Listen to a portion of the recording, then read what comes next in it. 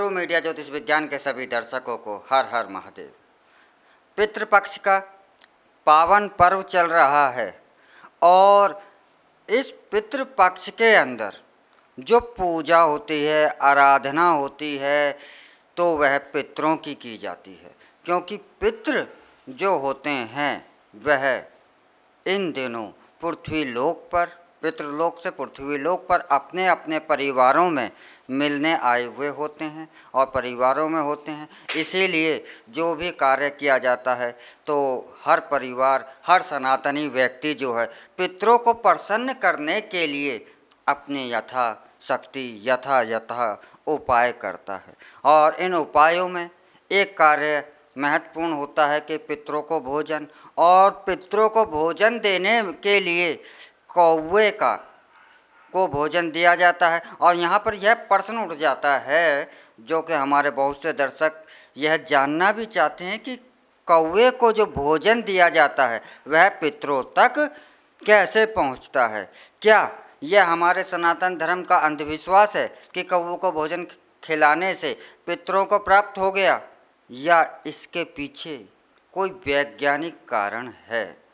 तो पहली बात तो यह है कि हमारे सनातन संस्कृति जो है हजारों लाखों साल से मंथन रिसर्च करती आ रही है।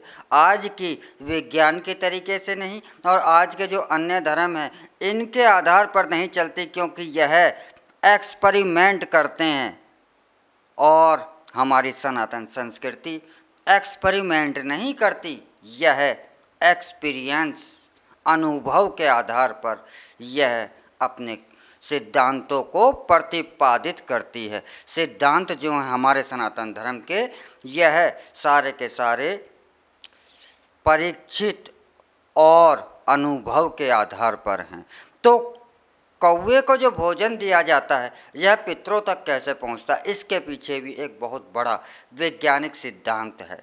हमारे पृथ्वी पर दो बहुत ही प्रमुख पेड़ होते हैं, वह वृक्ष हैं पीपल और बड़।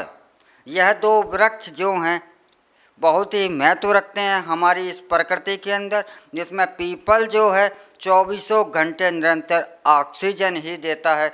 अन्य पेड़ जो हैं यह ऑक्सीजन दिन में देते हैं, लेकिन रात्रि में यह भी कार्बन डाइऑक्साइड ही छोड़ते हैं।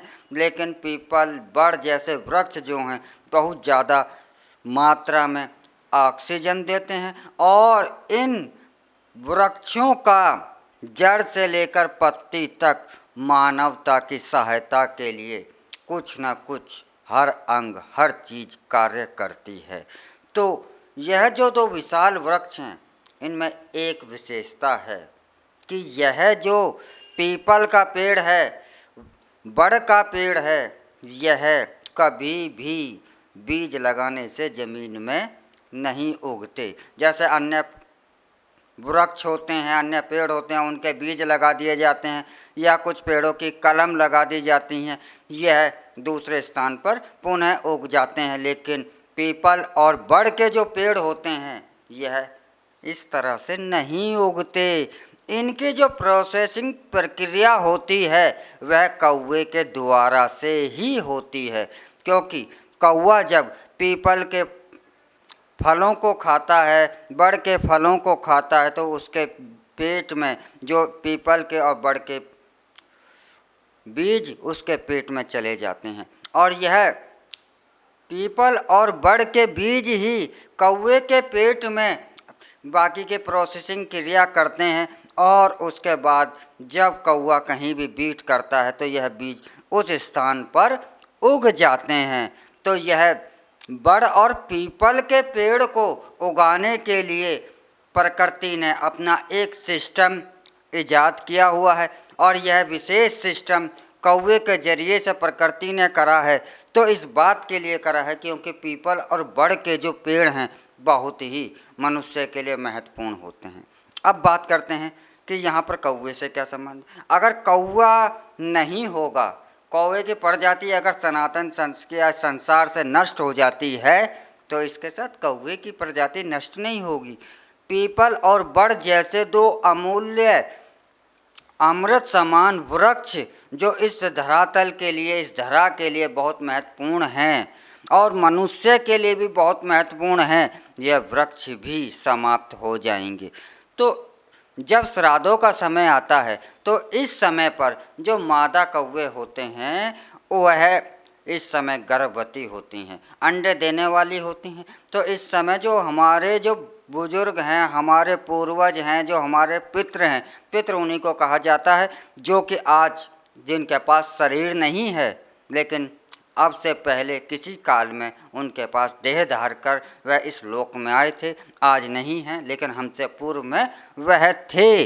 तो उन्होंने जो अध्ययन करा, उन्होंने ज्ञान विज्ञान को, अपने अनुभवों को बताया और उन्हीं के द्वारा से यह मार्ग बताया गया कि इस समय पर जो मादा कौवा होता है उसे भरपेट भोजन की आवश्यकता है, तो उसे भरपेट भोजन उपलब्ध कराया जाना चाहिए। तो यह उन्होंने जो प्रथा बनाई, तो जब हम इस प्रथा का पालन करते हैं तो यह प्रथा हमारे पूर्वजों ने, हमारे पितरों ने हमारे भविष्य को ध्यान में रखते हुए पालन का आदेश किया था, निर्देश दिया था। जब हम कौवे को भोजन देते हैं तो हर चीज़ के दो भाग होते हैं, एक भौतिक, एक सूक्ष्म। जो भौतिक भाग है वह तो भोजन का कौवे के पेट में रह जाता है, लेकिन जो उसका सूक्ष्म भाग है वह पितरों तक पहुंच जाता है। तो कौवे को भोजन कराना पितृपक्ष के समय पर बहुत ही ज़्यादा लाभदायक माना जाता है, प्रकृति के लिए भी, आपके जीवन के लिए भी, और पितरों की जो उनकी परंपरा है उससे निभाकर हम पितरों को भी सम्मान देते हैं, उनका भी आदर करते हैं और इस प्रकार से हमारे पितृ भी इससे प्रसन्न होकर हमें अपना आशीष देते हैं, अपना आशीर्वाद देते हैं।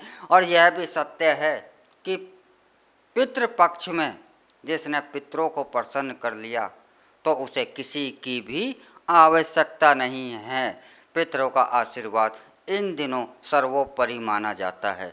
तो कौवे को जो भोजन है इसके पीछे हमारी एक बहुत ही वैज्ञानिक व्याख्या छुपी हुई है।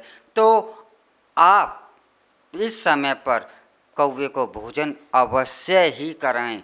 यह कौवे को जो भोजन है यह हमारी प्रकृति की रक्षा के लिए है, हमारे समाज के, हम इस मानवता के जीवों की रक्षा के लिए है और पितरों के सम्मान के लिए है। तो पितरों का भोजन कराना पितरों को संतुष्ट करना होता है। संतुष्ट करना, तृप्त करना मन से भी होता है और भाव से भी तृप्त होता है। पेट भरने से ही तृप्ति नहीं आती, अन्य चीज़ों से भी तृप्ति होती है। तो पितृ जो है इस क्रिया से तृप्त होते हैं तो और अपना आशीर्वाद प्रदान करते हैं। इसलिए इस श्राद्ध पक्ष के अंदर आप कौवों को भोजन अवश्य ही दें और पितरों का आशीर्वाद लें।